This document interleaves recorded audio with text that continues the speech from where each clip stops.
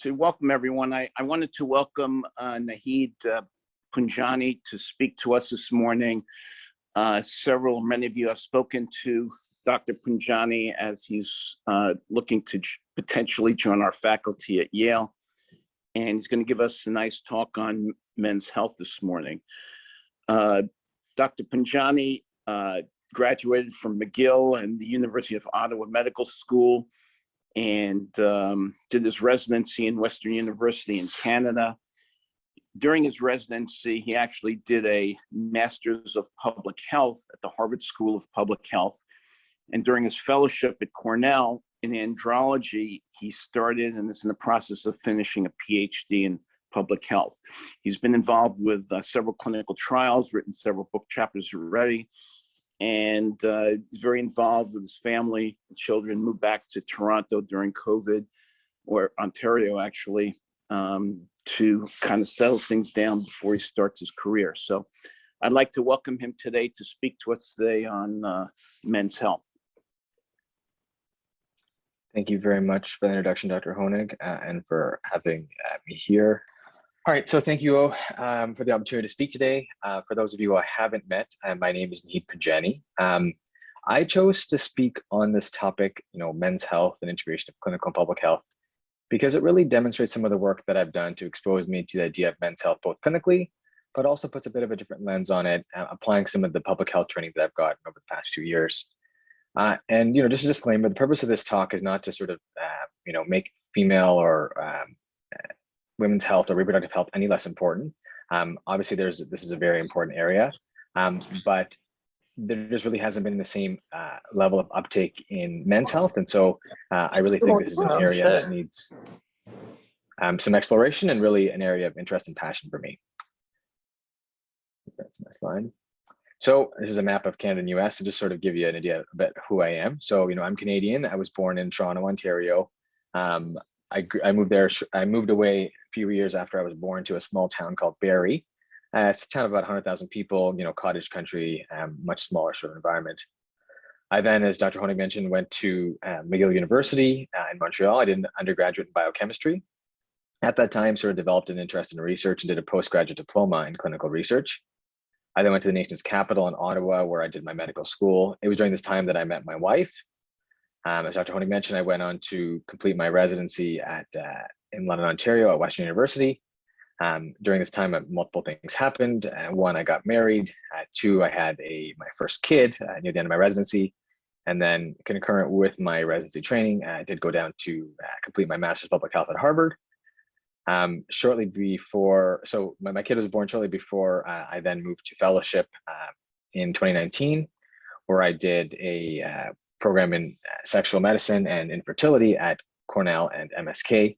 During that time, obviously lived through the pandemic, as we all did, and then did start my degree at Columbia, doing a doctoral of public health degree in epidemiology, for which I'm in the second half of, and then had a second kid shortly before finishing. And then I've now sort of relocated closer to home. I'm working at an institution called Trillium Health Partners. It's actually one of the biggest hospital systems in Ontario. I'm one of 9 urologists here. I'm really the majority of the practice is general urology, but I'm the only one sort of seeing sort of men's health and fertility, so sort of have a bit of a niche in that respect here. So this is an outline of my talk. It'll sort of be in two halves. The first will sort of be the clinical half, and the second half will be the public health half, all sort of looking at this idea of men's health. So for the clinical half, we'll sort of first speak about some of the gender differences in disease, and then we'll talk about how urologic conditions may be the earliest signs of disease, and then we'll sort of talk about the idea of men's health and the concept of men's health centers. So first, talking about the gender difference in disease. So there is evidence to suggest a differential disease presentation and physiology between males and females. Men often seek less care from their doctors, especially for preventative care. In fact, up to 80% will actually not see a physician unless their spouse is involved. There was a study done in the UK that actually showed that men had 30% fewer primary care consultations than females. And this difference was most exaggerated or most pronounced in younger age groups in between 16 to 60 years. Overall, it makes sense that if we're not seeking preventative care, there may be downstream implications. Maybe there's a delay in disease diagnosis. Maybe there's more challenging management of disease, or potentially longer poor health outcomes. But in addition to men not just having reduced use of care, there's evidence to suggest that men may be less aware of the same symptoms for the same disease as compared to their female counterparts. Men are also more likely to be uninsured and also have poor health literacy. What this really brings us to is this image here, which I think sort of captures it all. And this is adapted from the CDC. And while this image is probably, about 7 years old now, I think that the difference is still fairly similar, but really highlights this 5-year difference in life expectancy between males and females. Obviously this difference is multifactorial, but in part could be related to some of these differences that we're seeing in men's health, as we discuss in the coming slides. And I think really underscores the importance of this topic and the need to further invest ourselves in men's health. So, as an extension to men just not seeking care as often as women, there is evidence to suggest that men may engage in higher risk behavior. And so during my residency in Canada, I was able to get involved with the foundation called the Canadian Men's Health Foundation. And they conducted a pretty robust national survey, which ended up including around 2,000 men nationwide. It was done well in the sense that it was a weighted sample. There was lots of restrictions in terms of sort of having high quality data, in the sense that, they removed the people that sort of chose CCC all the way down, or the people who sort of did the survey very quickly, and sort of tried to make this as representative as possible. And really, this is a summary table that came out of it. And I just sort of want to highlight what this shows. Sort of has 4 categories here. We have a very healthy category, a healthy category, a borderline, and unhealthy. And they classified individuals based on a series of unhealthy behaviors. So if you had 0 unhealthy behaviors, you were very healthy. If you had 1, you were healthy. If you had 2, you were borderline. Or if you had 3 to 6, you were unhealthy. And the behaviors they looked at were smoking, alcohol, exercise, sleep, diet, and depression. And so really what I want to show here is that if you look at the bottom half, 3/4 of these men were considered to be either borderline or unhealthy based on the fact that they had 2 or more unhealthy behaviors, and half were considered to be unhealthy based on the fact that they had 3 or more unhealthy behaviors. And you can see the breakdown here if you're interested in terms of what was reported at the time. I do want to note that in order to classify someone as unhealthy, they were using validated instruments. For example, for alcohol, they used the Cage questionnaire to sort of consider someone to be unhealthy or healthy. And so I think this idea is very interesting, that not only are men potentially not seeking care, they're also potentially engaging in higher risk behaviors that could have downstream implications. And so what we did with this data was sort of try to compare these unhealthy behaviors to potential comorbidities that they had. And so these are obviously associations, but you can see here in the table, we have on the x-axis, the various high-risk behaviors, and on the y-axis, we have various comorbidities. And in order to adjust for confounders, we did obviously adjust for things like age, race, geographic location, education, income. And really the pertinent findings, or the pertinent associations, are seen bolded and in red. And so if we see here for smoking, we see that men who engage in high-risk smoking behaviors at high risk of cardiovascular disease makes sense: higher cholesterol, type 2 diabetes, arthritis, and depression. For drinking, we found that men who had high-risk drinking behavior had high risk of hypertension, and actually, interestingly, lower association with diabetes. Those with poor sleep had associations with hypertension, erectile dysfunction, which we'll speak about a bit more about later on, and depression. Those with high-risk exercise had evidence of hypertension and high cholesterol, and those with a poor risk or a poor diet sort of had associations with depression. And so again, keeping in mind, this is obviously not causal, these are just associations, but sort of reinforces that signal that men aren't seeking care, men potentially are engaging in high-risk behavior, and could these potentially be a source of intervention in terms of downstream comorbidity. And so as an extension to this, we decided to look to see if these men were actually interested in doing anything about these behaviors. And so some of you might recognize this figure on the left here, and this is the well-known trans theoretical model for change. And what this does is sort of split individuals into 5 different categories based on sort of their interest or their willingness to sort of engage in change. And so we have the pre-contemplation stage, sort of building awareness for their needs to change, the contemplation starting to sort of balance out the pros and cons, preparation sort of getting ready, action sort of putting it into plan, and then maintenance is sort of keeping it forward. And so what we did was just showing an example here of 2 potential of the unhealthy behaviors that we looked at to sort of see, where were men standing in terms of their interest to change. And so on the top, we have diet and exercise, and on the bottom, we have alcohol. And so the first graph, I want you to sort of focus on the first 2 sets of columns, which are the pre-contemplation and contemplation stage. And then for the alcohol here, it's the blue and the orange, which are the pre-contemplation and contemplation. In both cases, you can see the majority, 2/3 to 3/4, were sort of in this contemplation stage, sort of suggesting that maybe there's some room for intervention here, that a lot of these men are potentially engaging in these behaviors, but maybe aren't so interested in doing much about it. And sort of, what is the impetus behind that, or why is that happening? But again, sort of giving us a signal that maybe there's something that can be done. Sorry. So in addition to explaining some of the differences in usage of care and some of the differences in lifestyle behavior, let's speak a little bit about maybe some differences in disease biology. And I think a perfect example is COVID-19. Obviously, as many of you know, and I've probably heard many talks on COVID-19, but we have the spherical virus with sort of surface spike proteins. These bind to ACE2 receptors, and this is enhanced by TMPRSS2. And I won't really talk about the virus much further, unless someone has any specific questions, because I think many of us have heard many talks about it. But really, what I want to talk about is sort of how this is related to men's health. And so early on in the disease trajectory, many people were looking for trends in disease, sort of were there any sort of populations that were at higher risk. And it became pretty clear that individuals who were of older age, those with associated medical comorbidities, had a disproportionate burden of disease. But it's interestingly early on, and these figures are taken from adapted from CDC data early in the pandemic, so I think it was May 2020, really showed another trend, and that was that there was a disproportionate burden of disease in men. And so in both graphs, on the left-hand side, we have stratification by country, and on the right-hand side, we have stratification by age. And in both, the navy blue is to represent males, and the gray is to represent females. And you can sort of clearly see by both region and by age group that there were higher risks, there were higher rates of death in males compared to females. And so, these schematics to me really, again, highlighted an area that and a need to sort of look at men's health, because in addition to some of the other things I've talked about, there are obviously clear biological differences in certain diseases. And so, men doing worse than women was a very interesting area to explore. And so given that I was living in New York City at the time, and we were sort of at the epicenter of the disease, and we sort of had such high numbers, we did try to look at the citywide data to sort of try to understand some of these trends. And so this table here has two columns. On the left-hand side, we have males, and then on the right-hand side, we have females. And then we report cases here, hospitalizations, and deaths. And so, I mean, we have pretty reasonable ends here, as you can see.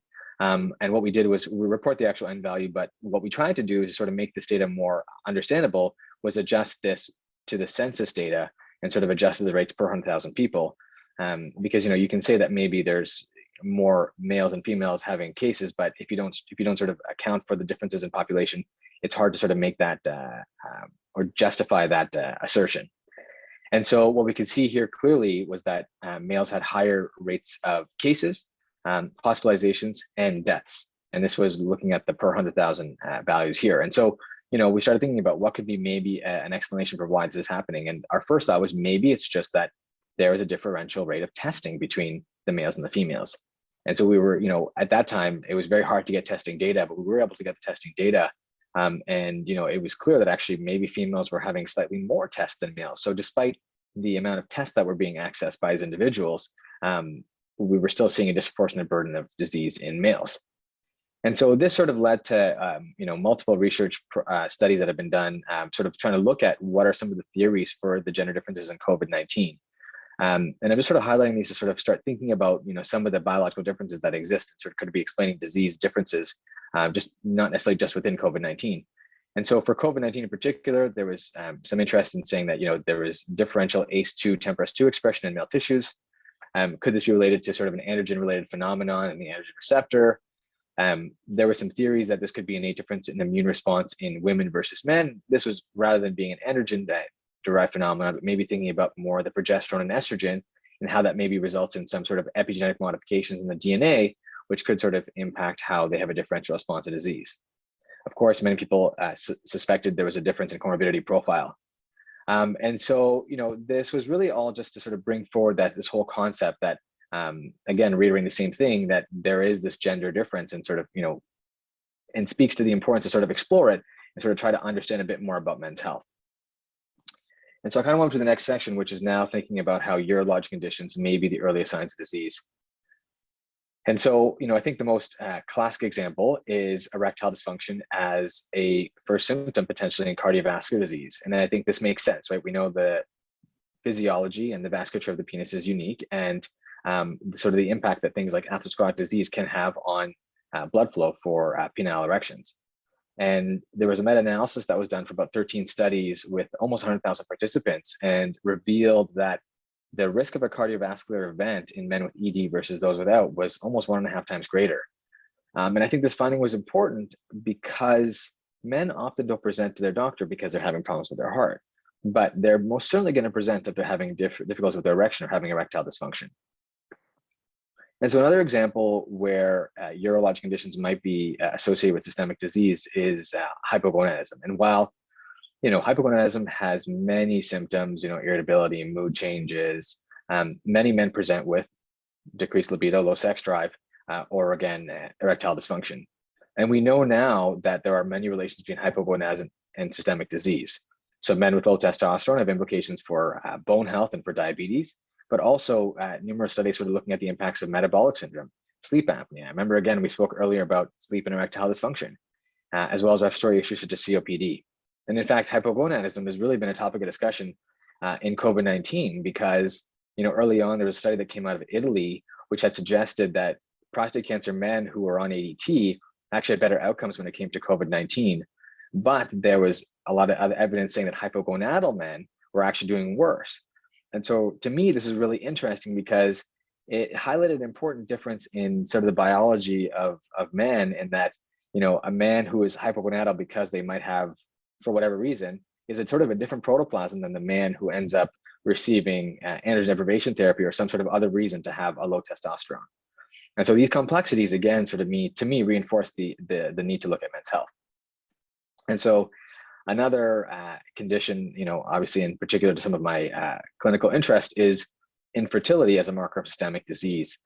And, as you can see here, the schematic was sort of designed to help show some of the conditions that have been associated with infertility downstream. So there's evidence which shows implications for malignancy, autoimmune disorders, cardiovascular disease, chronic non-malignant morbidities, and interestingly, higher overall mortality. And there was a study which was done, which sort of compared men with abnormal semen analysis to those with normal semen analysis, and actually showed a 2.3 times greater risk of mortality. And again, there are obviously flaws to some of these studies, but sort of puts towards the signal that infertility might be a marker of other systemic disease. There was another study which compared in an infertile cohort to a fertile cohort, and showed the infertile cohort had a higher Charlson Comorbidity Index as well. And so while many men present to their urologist with fertility, some of them might have, a syndromic condition or a genetic disease, and it makes sense that they probably have another systemic condition occurring. But many of those men who present otherwise appear healthy, and so it's just really interesting because as we sort of think about this and sort of their downstream implications, this is really an area that we can potentially think to intervene. And so just want to sort of highlight some of this discovery that we've really found, because it's really, I think, enlightening to think about how infertility relates to systemic health. And then the first study was actually done with Dr. Honig while he was working with Dr. Lipschultz down at Baylor. And they showed that among their infertile patients, that 1.1% had a significant pathology warranting evaluation.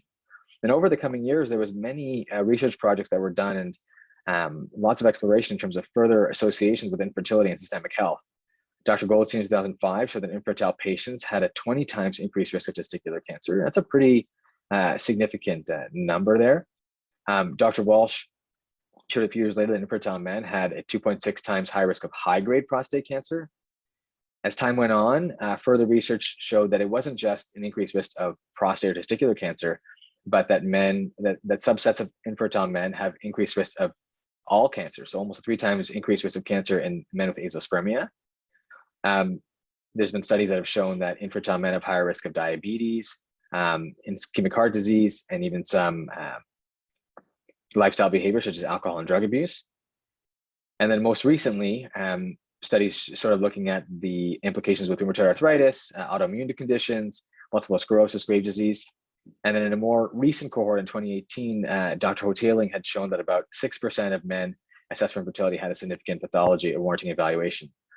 And so, while we won't speak more about this particular about infertility and systemic health, really just to sort of highlight that this is really a very interesting area to explore, especially as we think about the implications for men's health overall. And so, I've shown examples how erectile dysfunction, hypogonadism, infertility may be associated with systemic conditions. But I really think the more we think about other urologic conditions, that there are probably potentially more relationships we can make between urologic disease and downstream comorbidity and systemic illness. And so, two examples I just thought of, think about stone disease, right? We might be seeing young, healthy people with recurrent stones, and then they end up doing some sort of workup, potentially they have a metabolic condition, and their stone disease was one of the first manifestations of something else going on. And similar with voiding dysfunction, we can think about some sort of neurological components to voiding. And so what this really does is puts urologists in a position to be sort of gatekeepers. And so, to sort of think about this, I'll sort of give an example, and just sort of my training in infertility. Let's sort of say, we're reproductive urologists. So we receive a referral from our gynecology colleagues for someone who has potential male factor infertility. And so these referrals sent to us, Dr. Urology here. And we're really placed in this unique position because we now know that infertile men may be harboring systemic disease downstream. And, maybe it's just the infertility that is maybe the first phenotype in what could potentially be part of another condition or another disease. And so again, this kind of puts us in this position as gatekeepers. And so as urologists, we're really faced with a challenge. So how do we sort of do all these thorough assessments, histories, and physicals to try to sort of start thinking about underlying illness? Because if we become the gatekeepers and they're sort of seeing us, we should start thinking about making maybe the appropriate referrals if necessary to not just think about disease treatment, but also think about prevention. And this is hard. Urologists are busy. How much bandwidth do we really have to sort of do all these things? If indeed we're showing more and more evidence that urologic conditions are potential markers of downstream systemic disease. So I want you to keep that in mind to sort of think about, how we sort of think about dealing with men's health. And so now I want to sort of go on to thinking about, what is men's health and what are sort of men's health centers. And so, we've talked about the disease burden in men and sort of how urologists are uniquely positioned as gatekeepers. But now, this idea of men's health, I sort of think back to my childhood, and if someone asked what men's health was when I was a child, this is what I used to think about. You go to the Shoppers Drug Mart or whatever the drugstore, and you're looking for a magazine, and you see this men's health. And in fact, when you Google it, I think this is like one of the first things that show up if you Google men's health. We've obviously had a clear evolution into what men's health is today. Aside from a magazine that focuses on diet, exercise, relationships. And there's actually been studies that have sort of looked at the articles in some of these magazines. And, while there's numerous articles in these magazines that sort of, boast sort of having some sort of evidence, really majority of them make sense, sort of lack any credible peer-reviewed evidence. And so I think there was been a really bit of shift towards men's health when Movember was really created. And I think this was sort of in the early 2000s, sort of thinking around 2005, the Movember Foundation was found. And while this originally started abroad in, I think it was Australia, it really sort of brought significant media attention to the concept of men's health. And this has become viral. I mean, everybody recognizes the mustache. And really, it's become a fun way for individuals to promote men's health and became a really clear recognition to the public about the issues of men's health. And I think really, as providers, provided us with an entry and a sort of a pathway to start thinking about men's health and bringing it to, really the forefront and its true importance. But as soon as this sort of viral campaign was created, this really became an opportunity for many organizations to start thinking about men's health being a lucrative opportunity. And so there were sort of individuals and organizations that were sort of opening cash-based clinics, freestanding shops, non-traditional medical offices, and really these were men's health centers that were really focused on, for the most part, testosterone supplement therapy. Most of these places didn't have, a provider, a urologist, a primary care doctor, or anyone with any sort of remote specialized training in some area or aspect of men's health. And, many of these weren't even doing things like histories or physical exams or any sort of imaging to sort of, as we would expect to be standard of care if we were, treating these men for their issues. But instead, really just, again, a place for men to sort of get T injections, and really became just a lucrative opportunity. And so as time went on, academic institutions and really fellowship-trained individuals really started developing an interest in men's health. And this really started a paradigm shift. So from sort of these unregulated sort of ventures, but instead really real support in the development of a men's sort of health program. And I think back at the AUA last year, I believe I attended an instructional course that was run by 3 urologists across the country, which really talked about their own men's health programs and sort of what they were building. And so this really brings me back to the simple question, what constitutes men's health? And when you look online, I think the variety is pretty significant. You can see in some cases that's just sort of sexual dysfunction. In some cases, maybe it's just low T. In some cases, it's void dysfunction. In other cases, infertility. And then you can start seeing there's various combinations. Is it all of andrology? Is it andrology with void dysfunction? I think the permutations and the list goes on. And to me, these narrow scopes are great, but also a potential source of the problem. And I think as we discussed that, men are at higher risk of unhealthy behavior.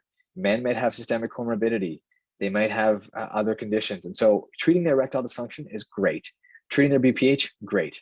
But I don't think it's really enough to think about really this overarching growing problem of men's health. And so we'll sort of think about that in our minds as we sort of go in the next few slides.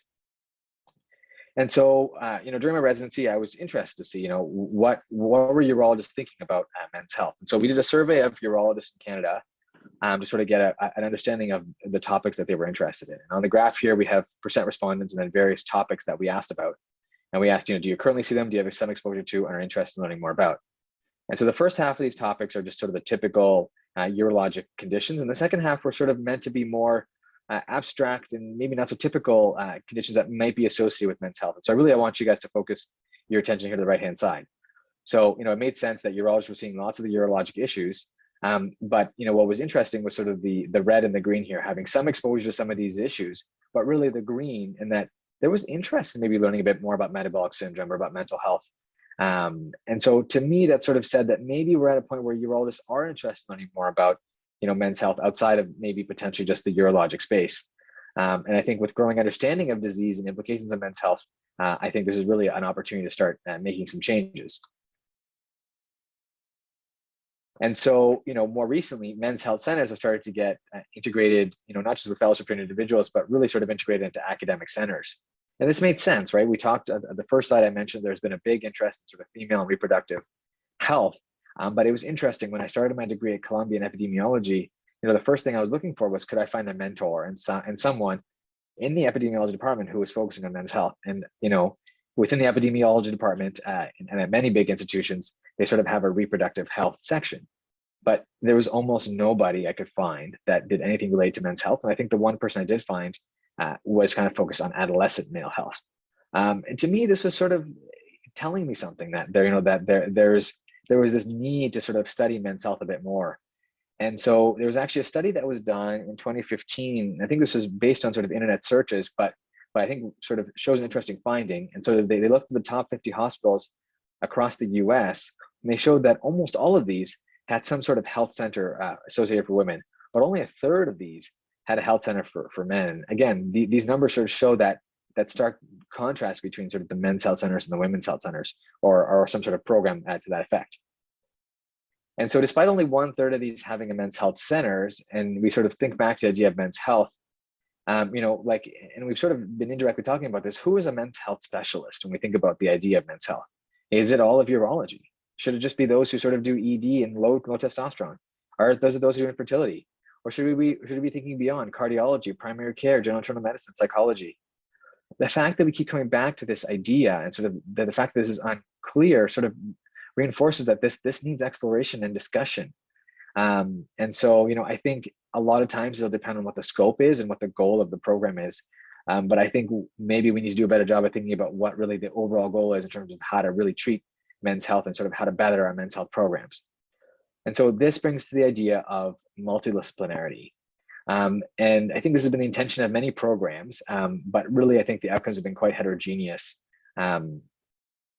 both within and outside of urology. And I was looking for a picture, I was Googling a picture of multidisciplinarity, and I chose this one because it kind of made me open my eyes even a bit, even as I talk about this, because it sort of showed things I didn't always think about that maybe could be implicated when we're thinking about men's health. So look here, things like oral health, ophthalmology. These are probably important things to think about in the overall burden of the health of men. But we don't always think about it when we think about men's health. And I thought was the most interesting because I saw gynecology here, and I said, hey, that's not related. But then I thought about it more. I said, look, as reproductive urologists, our gynecology colleagues are important. As we think about different populations, think about the growing number of transgender individuals. I think thinking about this multidisciplinarity and having a really wide scope is really going to be the key in sort of thinking about how to address men's health. And so, multidisciplinary care model has been done in urology for a long time, and it makes sense. We see it all the time in the prostate cancer treatment model, but also things such as stone disease. So, a prostate cancer patient, obviously they're urologists, but we'll have consultation with the radiation oncologist, from the medical oncologist, and potential other allied healthcare workers. They might have case conferences, tumor boards, and this is highlighting multidisciplinary care within the scope of our patients. And again, I think there's an interest both within and outside of urology to shift towards centralization of care, creation of centers of excellence. And so we know as surgeons, the more that we do, the better we get. And so, men's health centers are a perfect example of a potential opportunity to centralize care and to improve patient outcomes. And there's one distinction that I wanted to highlight in addition to multidisciplinarity that I think is really necessary for patients, and that's because multidisciplinarity doesn't always imply collaboration. And so we can work with multiple team members, but are we really working together? And I chose this infographic because I really think, obviously I did infertility, but I think it really highlights the main idea to me of what collaboration is. And that is, a male produces their gamete, a sperm, and this goes together with the female gamete, their egg, and together as a team, they make a potential future pregnancy or future offspring. And this really, to me, highlights the simple notion of collaboration.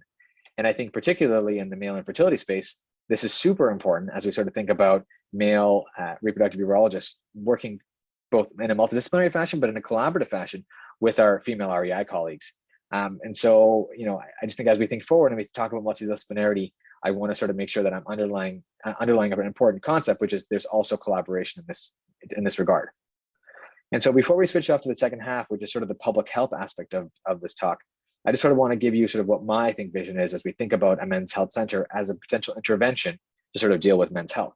And so, I see that you have this individual who potentially shows up to this facility that houses multidisciplinary services, but this is really a collaborative effort with multiple providers.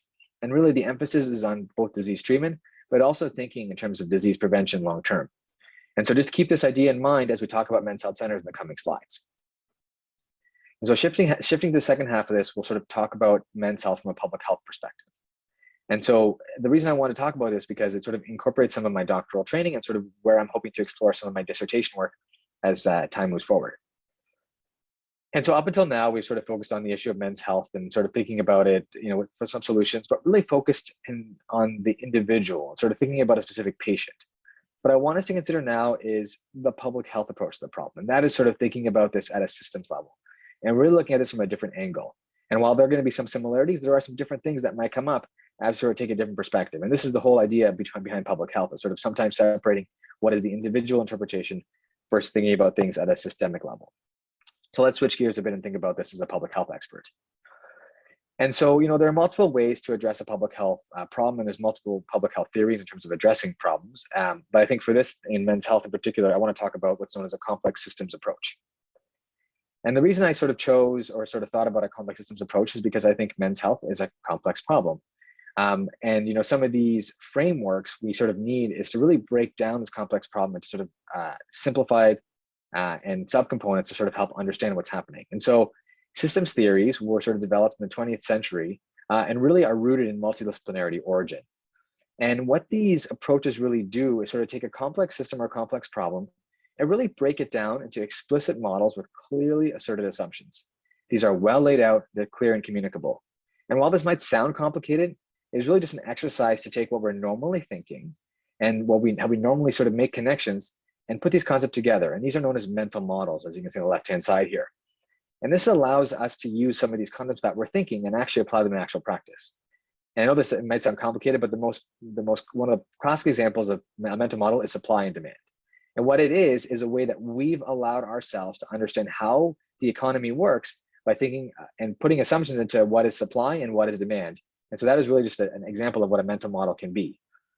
So on the right-hand side here, you see a diagram that's labeled complex adaptive systems. And really what I want to show here is how, once we start thinking about a system, we start developing these circular feedback relationships to see how different components within a system interact with each other. And this will allow us to create patterns and use those patterns as they emerge to think about our problem. And this may allow you to help understand the influence of various interactions and understand how various components are engaging with one another. And so system thinking is complicated. There are multiple theories, multiple methods, multiple tools, but I did want to highlight one, which we'll sort of use in some, as we think about men's health. And these are known as causal loop diagrams. And these are really qualitative illustrations of these mental models that I was talking about that are really placed together and sort of create these sort of circular relationships and sort of understanding with feedback loops. And I'll show you an example in the next slide. But what it does is sort of permit and allow dissection of important variables in a system and factors in a model that really we can think about intervening on when we're thinking about trying to fix a complicated system. These are often known as leverage points. And by intervening on these leverage points, you can try to make a bigger change in the actual system or complex problem that you're dealing with. And so let's look at an example. This was a causal loop diagram that I created for one of my courses actually during my degree. And our topic of interest at the time was looking at workplace health and safety at New York Presbyterian Hospital in New York City. At initial glance, this seems complicated. And I'm not sure how well you guys can see this, so I won't go through specific things within the picture. But really what it was meant to show you was that you could see various factors in a system and we try to create a causal relationship between them and sort of how one may affect the other. And as you see things are connected, you start creating these loops that can help explain again how the system works and how to intervene. And so as I spoke a bit about leverage points in the previous slide, this is just schematic to sort of show and sort of highlight the importance of leverage points. And leverage points are places in a system or a complex sort of situation where you can start to think about an intervention to try to make change.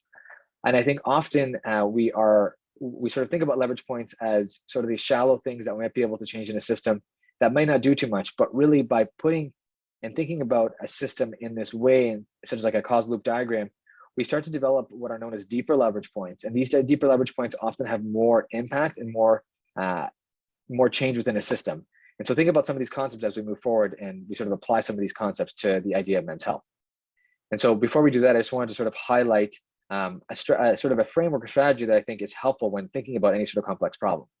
And I think the first step is always to identify the problem, use appropriate frames to sort of think about, really what the scope of the problem is. And then you want us thinking about the problem scope and methods for analysis. Ideally then, when we're thinking about a complex problem, you really want to do some aspect of field work.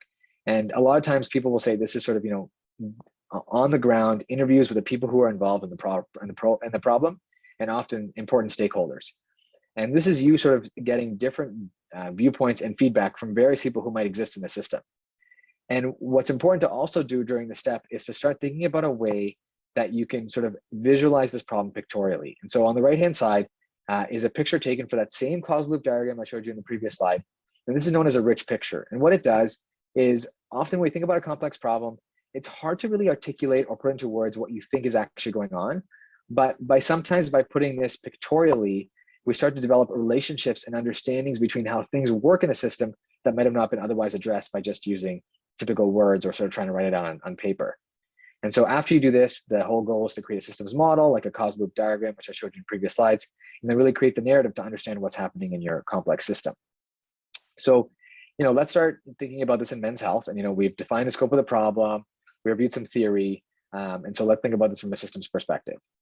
And so I just want to take a quick pause in that, we just need to also think about intervention. And so while I've suggested for any sort of a public health problem, we always have to think about interventions. And while I've suggested a men's health center as one of my solutions for the public, for the men's health problem, it's always important to think about the different types of interventions which might exist. And think about sort of, depending on your specific problem, what way you can do. And so in this case, we did speak about earlier about how men may be engaging in high-risk behavior. And so, it's potentially a factor that's modifiable, but there's also differences in terms of biological disease differences between males and females, which might require some creativity or different types of interventions. And so, if we think about, let's say, lifestyle behaviors, one solution might be a media campaign to sort of, make awareness to individuals about some of the impacts of healthy lifestyle. We know in a cigarette carton, they show those pictures of unhealthy lungs as a deterrent to deter people from smoking.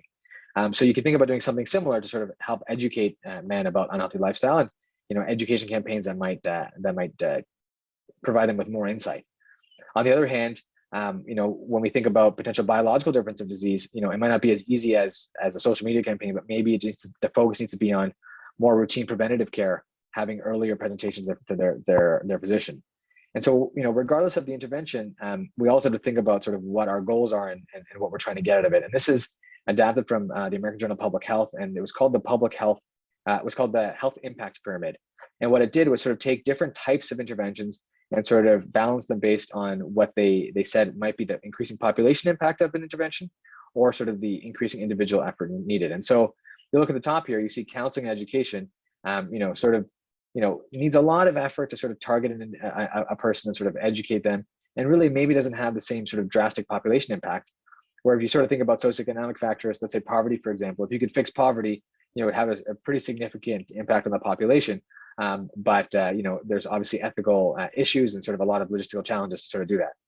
And so, as I said, we just have to think about an intervention that is best designed for what we're looking for and sort of what our goal is. And so, as we move forward to the next slides, let's think about that men's health center, which I suggested earlier, as sort of the intervention of choice for sort of dealing with the men's health problem. And so, thinking of this men's health center sort of at the center of our issue, it's important to sort of think about in any sort of intervention, what are potential hurdles or benefits that might come of this. And there are multiple tools that can be used to sort of examine this. And one example I'm going to look here is called a SWOT analysis. And this is when you look at the strengths, weaknesses, opportunities, and threats of your plan, your intervention, or your concept. There's multiple other examples. I think one includes a noise analysis, which stands for needs, opportunities, improvements, strengths, and exceptions. And so SWOT analyses are commonly done in business. And they're really done to help anticipate weaknesses, think about threats, and maximize opportunities. But they're also commonly used in public health and become a really unique way of looking at a public health problem. And really, by placing conscious within these various categories, we're able to better anticipate and prepare for possible issues when we think about our intervention. And so I'll come up with a short list in the coming slides just to start thinking about this for a men's health and a men's health center, keeping in mind this is obviously not an exhaustive list. And so for some of the strengths, there's going to be potentially a reduced need for a patient to travel to different hospitals, to become a one-stop shop for patients. This might provide more comprehensive and communicable care.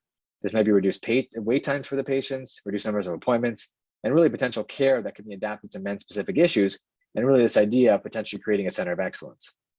When we look at some of the weaknesses of things like a men's health center, we ought to have a big administrative buy-in. This is not an easy ask when you think about an institution trying to think about some sort of an initiative or intervention like this. This might mean longer appointments for patients because they are trying to see multiple people, and it requires multiple providers to be available at the same time or on the same day to see these individuals.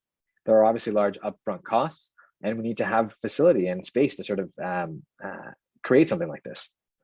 Some opportunities are obviously financial. There's benefits in terms of, remuneration to the actual institution for having these men's health centers, but potentially also from cost reduction from disease prevention, and maybe thinking in the greater system, reduction of downstream disease.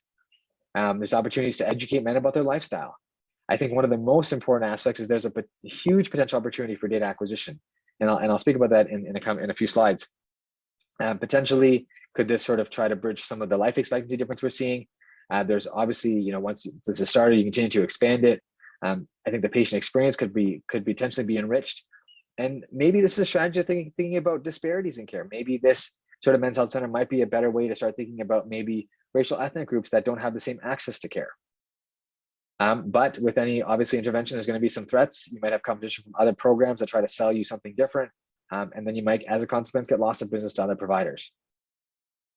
And so in addition to thinking about an intervention in terms of a SWOT analysis and sort of addressing some of the issues, as we talked about earlier, you'd always need to think about the stakeholders, because I think the stakeholders have an important say. And I think really the importance is sort of realizing the breadth and the variety of stakeholders that could be involved in such an intervention. And so this is just a quick list I put together in just a couple of minutes, but is by no means exhaustive, but really to me highlighted how many key people you need to think about when you think about a complex intervention such as a men's health center to address a big problem such as men's health. And so, obviously you have things like the institution, the hospital, patients, obviously primary care providers, physician specialists, but what about the allied health? What about the trainees? Are trainees, our residents going to come through and sort of also be engaged in this kind of center?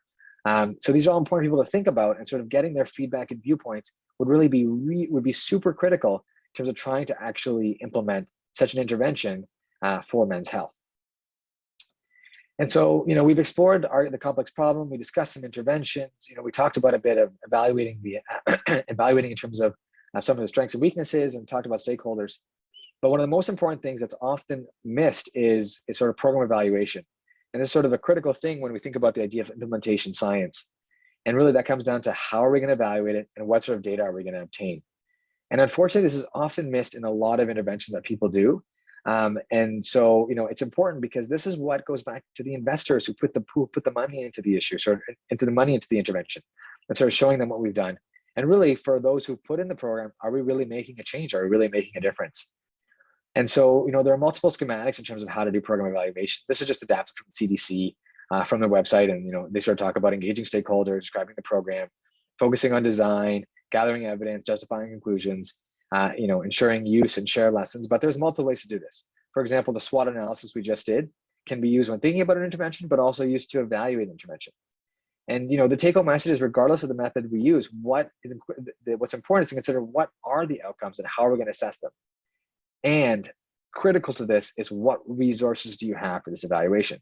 A lot of times we design programs, we put resources into the program, but forget about the resources that are needed to actually evaluate the program. And this is, again, just as important, because this is the information that's important for the people who invest and important for you as the individual, or us as we sort of put together this intervention. So we think about a men's health center, for example. We can sort of think back about potential metrics we could think about in terms of program evaluation. Some of these might be short-term, some might be long-term. Short-term, we could think about things like patient satisfaction.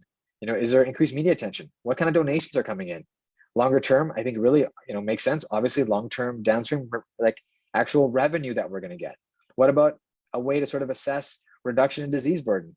Could we maybe see some sort of difference in life expectancy? These are potentially broad goals, but just to think about in advance, sort of what are the goals of the evaluation, sort of how are we going to measure them? And so, as we're nearing the end here, I did sort of talk about it earlier in terms of the importance of this intervention in terms of data acquisition. And this is a picture taken from Microsoft, actually, and it's called the data science lifecycle. And sort of, to me, I like it because it all really hinges on this one main idea, which is data acquisition. And I think, with emerging emerging sort of strategies to handle big data, AI, and machine learning, I think we're really positioned to really do more to understand the health of our patients. And I think things like a men's health center are really at a key place to be able to sort of get large amounts of data, and sort of this may allow us to become more financially profitable, but also provide better care. And so if men are followed for long periods of time by multiple providers, there's going to be lots of different types of data: history, physical, imaging. This may allow us to study things that we may have not been studied before. Maybe better understand some of the natural history of disease. Maybe better understand some of these urologic conditions as precursors to health. Although we see associations, we're sort of missing some of that in-between information as to sort of the progression. Maybe we can study a bit more about healthcare utilization. And so, in one of my last few slides here, what I did was try to take some of the things we've talked about, that SWOT analysis, and put it together in one of these causal loop diagrams. And this is by no means fully vetted, because really, to do this properly, I would have had to, interview multiple people, sort of really think about the various variables in the model and sort of think about the relationships. But what it shows is you can start thinking about how some of these factors are related and sort of the implications they'll have on one another. So as we sort of think about defining an intervention for something like men's health, these are some of the things we need to think about as we move forward. And so in the last two slides, just sort of, thinking about the future. And so what I really wanted to end with was, what is the data that is supporting the use of the men's health center? And, to the best of my knowledge, there's really limited data in terms of how men's health centers are actually improving the care of men. And so to me, it sort of showed that this is an area that can be explored, and really an opportunity to really be leaders in. And so to date, much of the data on the men's health intervention space is really focused on key messages rather than the impact of specific interventions. And so these are just some of the key concepts that have come up for what an effective men's health program should be. And that is thinking about using the right setting, actively listening to what men have to say, and we've talked about some of these things as we've talked through these slides, addressing social determinants of health, garnering permission and sort of adapting to masculine norms, and thinking about men's health literacy, having men's friendly spaces, and then thinking about program evaluation. So for the last slide here, I think the future of men's health is really a unique opportunity and really gaining popularity. I think it's an opportunity for financial gain, really to improve patient care, but really a unique opportunity for data, especially when I think about some of my epidemiological interest and sort of the growing interest in sort of big data. I think men's health centers not only have an opportunity to target, the health of all men, but also think about specific populations, potentially bisexual and gay men, thinking about other populations as transgender individuals, And then really the outcome data is limited. So I think, again, an area that is potential for exploration. So I thank you, and I welcome any questions, and thank you for the opportunity to speak today. Thanks, Nahid. That was great talk. What are your thoughts in terms of getting the patients into the health center? I have my own thoughts about some of these big websites, but just to start out, how do you get these patients in? Sorry, I think my video just got, can you guys still see me or no? I think my video just got cut. I apologize for that. I think the first key step when thinking about an intervention, at least from a public health perspective, is really an idea of a needs assessment. So I think the first step needs to be some sort of on the ground initiative where we start talking to men in the local community and sort of seeing what sort of things would bring them in. And I think doing that would be the correct first step before sort of trying to explore different options. Because I think, we think that maybe a website's a great idea, but how technologically literate are all the men that we're thinking about targeting, especially the ones that we think might sort of have other conditions. And so I think by sort of taking a step back and really doing the groundwork, sort of figuring out, what is potentially more appealing to these individuals, I think is the key to sort of try to address this. Yeah, it's interesting because, I've done a little work with HIMSS, and I haven't done anything with other websites that go directly to men, but I think this direct to consumer website business, there's a lot of mixed information on them. But for instance, HIMSS has hired a men's health specialist in urology to kind of run their men's health division. And I think they have 500,000 patients in their database. And if you think about where men go to their phones, they go to their computers where no one's around. They don't want to kind of let people know what they're doing. And then there's a lot of data out there. And I think, if we can convince these big companies that getting reputable people involved and not just make it about money, I think is kind of a good way to start things. What are your thoughts on that?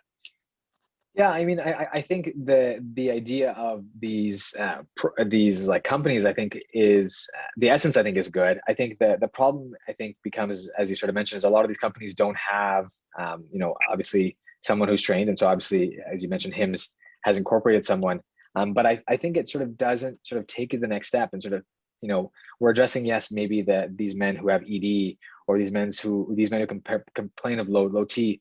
But I think when we think about the broader implications of men's health long term, and we sort of think about this sort of gap in life expectancy, I think we need to do more. And I think as urologists, we are uniquely positioned to be the ones who are seeing all these patients, right? So there's 500,000 patients because they all have some sort of urologic likely related condition.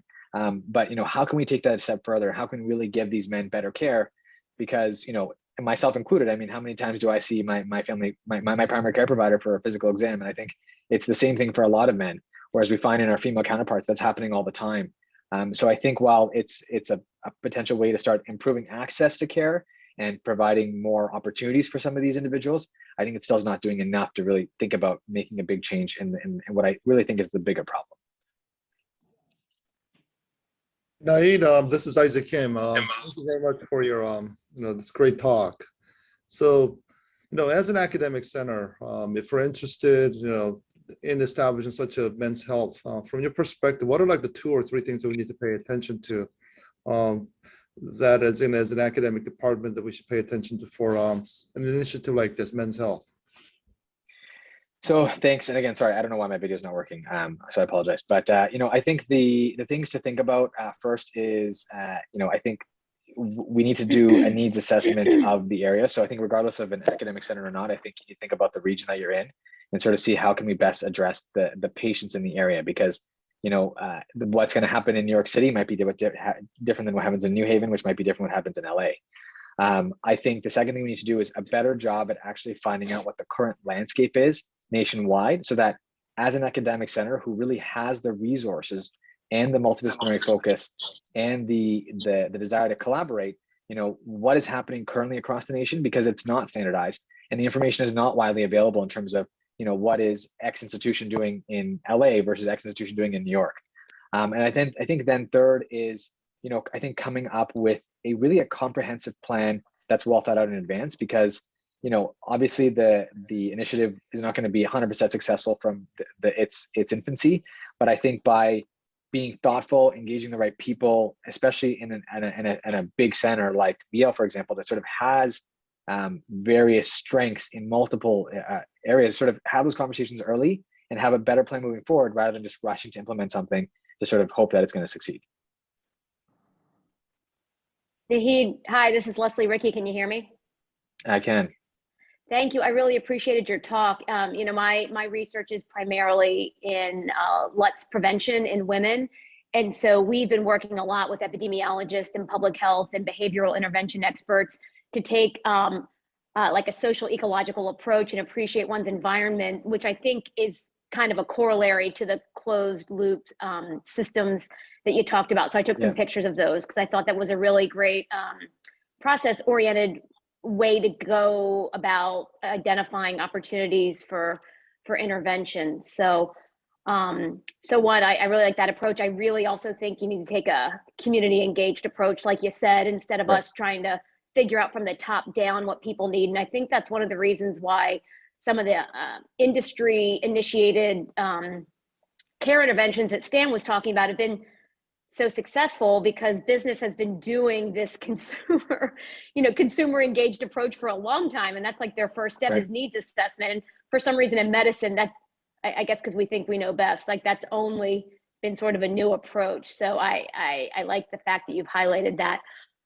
One of my earlier questions, and it kind of goes along with women's health, men's health, whenever you go to a women's health website at an academic center, it ends up being actually like uterine and ovarian health, for lack of a better term. Right. And so when really we're talking about more, so, are you advocating for more of a health, men's health, or I could say women's health center that has all the disciplines, like it includes like cardiovascular, pulmonary, GI, or more of a GU focused health center that appreciates those other disciplines and maybe the interaction and the need for those consults? Yeah, so that's a great, so thanks for your comments. That's a great question. I think that you've sort of highlighted two strategies to sort of get to that same solution. One is to sort of have this, place where, everybody's kind of working together, or it's a GU focused thing that it allows referral out to the appropriate. And so I think it really, again, kind of goes down to what are the needs of the institution, what are the resources available, and sort of what would the patients benefit most in that region.